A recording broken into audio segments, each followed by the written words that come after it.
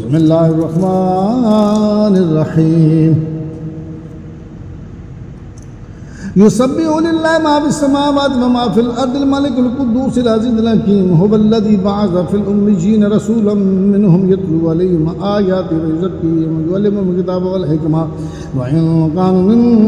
قبل لفي ضلال مبين وآخرين منهم لما يلحقوا بهم وهو العزيز الحكيم ذلك فضل الله يؤتيه من يشاء والله ذو الفضل العظيم مثل الذين حملوا التوراة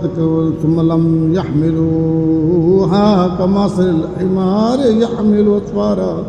بئس مثل القوم الذين كذبوا بآيات الله والله لا يهدي القوم الظالمين قل يا أيها الذين هادوا إن زعمتم أنكم أولياء لله من دون الناس فتمنوا الموت إن كنتم صادقين ولا يتمنون أبدا ما قدمت أيديهم والله لمن بالظالمين قل إن الموت الذي تفرون منه فإنه ملاقيكم ثم تردون إلى عالم الغيب والشهادة فينبئكم بما كنتم تعملون